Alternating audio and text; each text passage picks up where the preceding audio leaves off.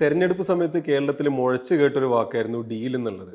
CPM BJP deal, Pinarayi RSS deal, അങ്ങനെ പല ഇൻസ്റ്റൻസസിൽ നമ്മൾ ആ ഡീൽ എന്നുള്ള വാക്ക് കേട്ടിട്ടുണ്ട്. ഇപ്പോൾ കുറച്ചു കാലമായിട്ട് മാധ്യമങ്ങളൊക്കെ ആ ഡീൽ എന്നുള്ള വാക്ക് മറന്ന ലക്ഷണമാണ്. സേവ് സർ, ഇതിനെപ്പറ്റി സാറിന് എന്താ പറയാനുള്ളത്? ഒരുപക്ഷെ അമേരിക്കൻ പ്രസിഡന്റ് ട്രംപ് കഴിഞ്ഞാൽ ഏറ്റവും കൂടുതൽ ഡീലെന്ന് പറഞ്ഞ വാക്ക് ഉപയോഗിച്ചിട്ടുള്ളത് കേരളത്തിലായിരിക്കും. ഹരി പറഞ്ഞതുപോലെ BJP CPM deal, Pinarayi RSS deal, ഇങ്ങനെ ഡീലുകളുടെ ഒരു പ്രളയമായിരുന്നു കഴിഞ്ഞ ഒരു 6-7 മാസങ്ങൾക്ക് മുമ്പ് കേരളത്തിലെ മാധ്യമങ്ങളിൽ. മാത്രമല്ല കേരളത്തിലെ പ്രതിപക്ഷത്തിൻ്റെ, കോൺഗ്രസിൻ്റെ നേതൃത്വത്തിലുള്ള പ്രതിപക്ഷത്തിൻ്റെ ഒരു പ്രധാന രാഷ്ട്രീയ വിമർശനവും അതായിരുന്നു. അതായത് കേരളത്തിൽ BJPയും CPMും തമ്മിലുള്ള വലിയൊരു ഡീല്, അന്തർധാര വളരെ സജീവമാണെന്നുള്ള ഒരു ഇതുണ്ടായിരുന്നു. അവർ മാത്രമല്ല കേരളത്തിലെ ഒരു എന്താ പറയുന്ന CPM വിരുദ്ധരായ ഇടതുപക്ഷക്കാർ എന്ന് പറയുന്ന അവരും ഈ പറഞ്ഞ ഡീല് വളരെ യാഥാർത്ഥ്യമാണെന്നുള്ള ഒരു നിലപാട് പുലർത്തിയിരുന്നവരാണ്. പക്ഷെ ഇപ്പോൾ ഹരി പറഞ്ഞതുപോലെ ഈ വാക്ക് കേരളത്തിൽ നിന്ന് അപ്രത്യക്ഷമായിട്ടുണ്ട്. പക്ഷെ വാക്ക് അപ്രത്യക്ഷമാകുമ്പോഴത്തേക്ക് ഡീല് ഒരുപക്ഷെ യാഥാർത്ഥ്യമായി എന്ന് പറയുന്ന നിലയിലാണ് കഴിഞ്ഞ ഒരു മാസത്തിലധികമായി ഈ UDF ഭരണം വന്നതിന് ശേഷം നമ്മൾ നടത്തിയിട്ടുള്ള കുറച്ച് കാര്യങ്ങൾ നമ്മളെ ബോധ്യപ്പെടുത്തുന്നത്. അപ്പോൾ ഒന്ന്, ആദ്യത്തേത് നമുക്കെല്ലാം അറിയുന്ന PM ശ്രീയാണ്. PM ശ്രീ BJPയും കേരളത്തിലെ ഇടതു സർക്കാരും കേന്ദ്രത്തിലെ BJP സർക്കാരും തമ്മിലുള്ള ഒരു ധാരണയുടെ അടിസ്ഥാനത്തിലാണ് കഴിഞ്ഞ ഇടതു സർക്കാർ PM ശ്രീയിൽ ഒപ്പുവെച്ചതെന്നുള്ളത് വളരെ വ്യാപകമായ പ്രചാരം നേടിയ ഒന്നായിരുന്നു. അത് ഈ പറഞ്ഞ ഡീലിൻ്റെ ഭാഗമായിരുന്നു അതെന്നുള്ളതായിരുന്നു അതിൻ്റെ ഒരു പ്രധാന വിമർശനം. ഇപ്പോൾ പക്ഷേ ഈ UDF ഗവൺമെൻറ് വന്ന ഉടനെ തന്നെ ആദ്യമേ തന്നെ PM ശ്രീ ഒപ്പുവയ്ക്കുന്നതാണ്, അല്ലെങ്കിൽ PM ശ്രീ കുഴപ്പമില്ല എന്നാണ് പറയുന്നത്. അതുപോലെ തന്നെ കേരളത്തിലെ BJP CPM ഡീലിനെ കുറിച്ചിട്ട് ഒരുപക്ഷെ ഏറ്റവും അധികം വാക്ചാതുരിയോടുകൂടി പറഞ്ഞിരുന്ന ഒരു നേതാവായിരുന്നു ഇപ്പോഴത്തെ മന്ത്രിയായ KM ഷാജി. അപ്പോൾ അദ്ദേഹത്തിൻ്റെ വളരെ പ്രശസ്തമായി ഇപ്പോൾ പറയുന്ന ഒരു എന്ന് പറഞ്ഞാൽ ഗാന്ധിയെ തിരസ്കരിക്കുന്ന, നെഹ്റുവിനെ ഇല്ലാതാക്കുന്ന കേന്ദ്ര ഭരണത്തിനെതിരെ എന്ന് പറയുന്ന ഒരു സാധനമാണ്. അപ്പോൾ അദ്ദേഹം തന്നെയാണ് ഇപ്പം വന്നിട്ട് പറയണത് നരേന്ദ്രമോദിയുടെ പടം വെച്ചിട്ടുള്ള ഒരു ഇത് ഓരോ വീടുകളിൽ ഇതെന്താ പറയുന്നത് PMAY പദ്ധതികൾ നടപ്പിലാക്കുന്നതിൽ നമുക്ക് വലിയ വിരോധമൊന്നുമില്ല, അതൊക്കെ ചെറിയ കാര്യങ്ങളാണ് എന്ന് പറഞ്ഞിട്ടുള്ള ഒരു സാധനമാണ്. അങ്ങനെ ഓരോ ഒന്ന് എടുത്ത് കഴിഞ്ഞിരുന്നാലും ഈ നിലയിലുള്ള ഒരു വലിയ ഒരു എന്താ പറയുന്നത് ഡീലെന്നല്ല, ആക്ച്വലി നടക്കുന്ന സാധനങ്ങളിലേക്ക് നടക്കുന്നു. അതിനേക്കാൾ കൂടുതലായിട്ട് വന്ന ഒരു സംഭവമായിരുന്നു കേരളത്തിലെ ഉന്നത വിദ്യാഭ്യാസ മേഖലയിൽ RSSൻ്റെ പ്രമുഖ നേതാവായിരുന്നു ഇപ്പോഴത്തെ ഗവർണറുമായിട്ടുള്ള നടത്തുന്ന തീരുമാനങ്ങൾ. ഏറ്റവും ഒടുവിലത്തേത് കാർഷിക സർവകലാശാലയിലേക്കുള്ള അവരുടെ ഒരു BJPയുടെ ഒരു സംഘടനയുടെ തലപ്പത്തിരിക്കുന്ന ഒരാളിനെ വൈസ് ചാൻസലറായിട്ട് നിയമിച്ചത്.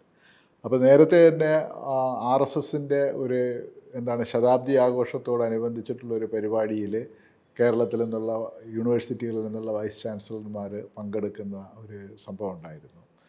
അപ്പോൾ അന്ന് അവർ ഇതിനു മുമ്പും ഇതുപോലെ തന്നെ ഗവർണറുടെ പരിപാടിയിൽ RSSൻ്റെ പരിപാടിയിൽ വൈസ് ചാൻസലർമാർ പങ്കെടുത്തിരുന്നു എന്ന് പറഞ്ഞിട്ടുള്ള ഒരു ഇതിലായിരുന്നു അവരിത് ചെയ്തത്.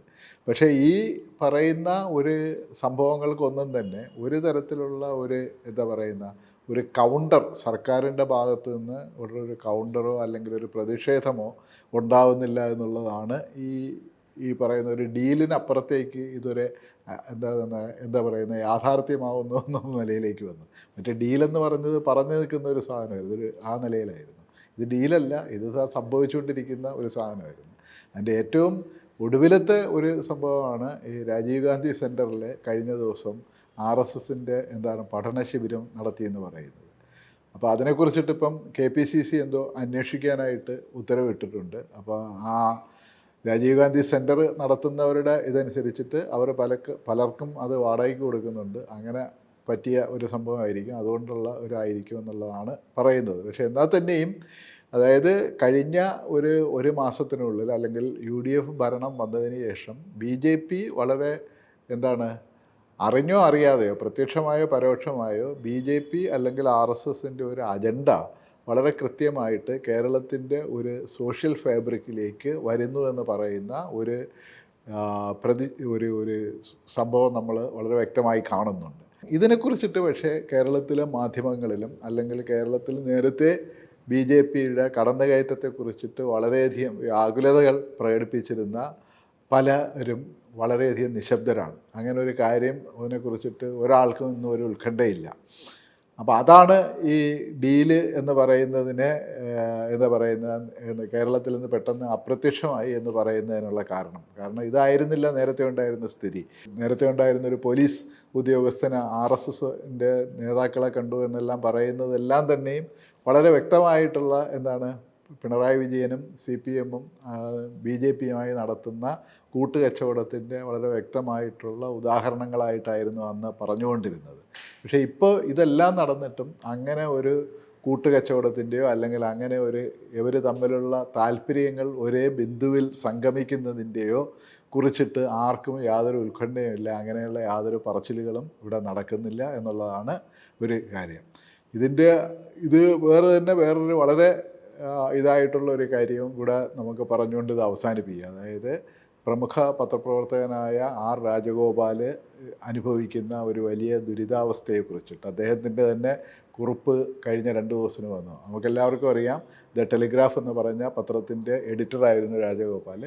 ആ പത്രം ആ സമയത്ത് കഴിഞ്ഞ ഒരു 3-4 വർഷങ്ങളായിട്ട് രാജഗോപാൽ എഡിറ്ററായിരുന്ന സമയത്ത് ഒരുപക്ഷെ ഇന്ത്യൻ പത്രപ്രവർത്തന രംഗത്ത് ഏറ്റവും അധികം അതിൻ്റെ ഒരു ഭയങ്കര ഇതായിട്ടുള്ള തലക്കെട്ടുകളോട് കൂടിയിട്ട്, അതായത് ഒരു BJPയുടെ രാഷ്ട്രീയത്തെ വളരെ നിശിതമായി തുറന്നു കാണിക്കുന്ന തരത്തിലുള്ള തലക്കെട്ടുകൾ കൊണ്ടാണ് ദ ടെലിഗ്രാഫ് പ്രശസ്തിയിലേക്ക് വരുന്നത്. അദ്ദേഹം കൽക്കട്ടയിലാണ് 30 വർഷമായിട്ട് താമസിക്കുന്നത്. കൽക്കട്ടയിൽ നിന്നായിരുന്ന പത്രം. അപ്പോൾ അദ്ദേഹത്തിൻ്റെ പാസ്പോർട്ട് പുതുക്കാനായിട്ട് കഴിഞ്ഞ മാർച്ചിൽ പുതുക്കേണ്ടതായിരുന്നു. അതിന് അദ്ദേഹം പുതുക്കാൻ പോയി. ഇപ്പോഴത്തേക്കാണ് പറയുന്നത് അദ്ദേഹത്തിൻ്റെ പേര് ഈ ബംഗാളിലെ വോട്ടേഴ്സ് ലിസ്റ്റിലില്ല, അതുകൊണ്ട് അത് പുതുക്കാൻ പറ്റില്ല എന്ന് പറഞ്ഞിട്ടുള്ള police verification report, advice police verification report കൊടുത്തു എന്നുള്ളത്. അപ്പോൾ ഇപ്പോൾ അദ്ദേഹം അതിൻ്റെ പുറകിൽ അദ്ദേഹത്തിൻ്റെ തന്നെ ഭാഷയിൽ പറഞ്ഞു കഴിഞ്ഞിരുന്നാൽ ലക്ഷക്കണക്കിന് ഇന്ത്യക്കാരെ പോലെ ഫുട്ബോൾ പോലെ അങ്ങോട്ടും ഇങ്ങോട്ടും തട്ടിക്കളിക്കുകയാണ് എൻ്റെയും അവസ്ഥ എന്ന് പറഞ്ഞിട്ടാണ് അദ്ദേഹം പറയുന്നത്. അപ്പോൾ കേരളത്തിൽ അദ്ദേഹം മലയാളിയുമാണ്, തിരുവനന്തപുരം സ്വദേശിയാണ്. അദ്ദേഹത്തിൻ്റെ ഈ ഒരു ദുരവസ്ഥയെക്കുറിച്ചിട്ട് പോലും കേരളത്തിൻ്റെ ബൗദ്ധിക സമൂഹം വളരെ അധികം ഒരു നിശബ്ദതയിലാണ്. ആരും അതിനെക്കുറിച്ചിട്ട് എന്തെങ്കിലും ഒരു സാധനം പറയുന്നതായിട്ടോ ഇതുവരെ വലുതായ ഒരു പ്രതികരണങ്ങൾ എങ്ങും കണ്ടിട്ടില്ല. കേരള സംസ്ഥാന സർക്കാരോ അതിൻ്റെ ഭാഗത്തു നിന്ന് അവർക്ക് ഒരു ഇതില്ല. സർക്കാരിന് ഇക്കാര്യത്തിൽ എന്തെങ്കിലും ചെയ്യാൻ കഴിയുമെന്നുള്ള നിലയിലല്ല, സർക്കാരിന് ആ നിലയിൽ ഒരു സ്റ്റേറ്റ്മെൻറ്റെങ്കിലും, ഒരു പ്രതിഷേധത്തിൻ്റെ ഒരു സ്റ്റേറ്റ്മെൻറ്റെങ്കിലും, അല്ലെങ്കിൽ ആ കാര്യത്തിൽ ഇടപെടണമെന്ന് പറഞ്ഞിട്ടുള്ള ഒരു നിലയിലുള്ളൊരു ഇടപെടലെങ്കിലും നടത്തേണ്ടതാണെന്നുള്ള ഒരു സംഭവമുണ്ട്. കാരണം കേരളത്തിലെ മാത്രമല്ല ഇന്ത്യയിൽ തന്നെയുള്ള ഒരു പ്രമുഖനായ പത്രപ്രവർത്തകന് എഡിറ്റർ ആയിരുന്ന ഒരു മനുഷ്യനും ആണ് ഈ ഒരു അവസ്ഥ നേരിടുന്നത്.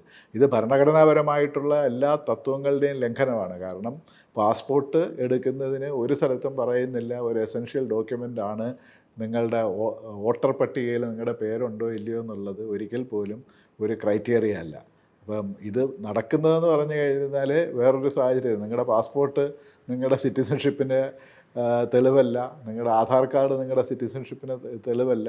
ഇങ്ങനെ ഒരു തരത്തിലും നമ്മുടെ ഭരണഘടനാപരമായിട്ടുള്ള അവകാശങ്ങളും ജനാധിപത്യപരമായിട്ടുള്ള അവകാശങ്ങളും ഉറപ്പ് നൽകുന്ന എല്ലാ പരിരക്ഷകളെയും ലംഘിക്കുന്ന തരത്തിലുള്ള ഒരു തീരുമാനമാണ് ഇത്. അപ്പോൾ അത്തരം തീരുമാനങ്ങൾ നടപ്പിലാക്കുമ്പോഴാണ് അതിനെ തിരിച്ചറിയുക പോലും ചെയ്യാതെ പോകുന്നൊരു അവസ്ഥ പോലെയാണ് ഈ കേരളത്തിലെ ഈ പറയുന്ന RSSൻ്റെ കടന്നുകയറ്റവും അല്ലെങ്കിൽ BJP മുന്നോട്ട് വയ്ക്കുന്ന ഒരു രാഷ്ട്രീയത്തിൻ്റെ കടന്നുകയറ്റവും വളരെ കൃത്യമായ കേരളത്തിലെ സർക്കാർ സംവിധാനങ്ങളിലൂടെ നടപ്പിലാക്കപ്പെടുന്നതെന്നുള്ളതാണ് ഒരു വിഷയം.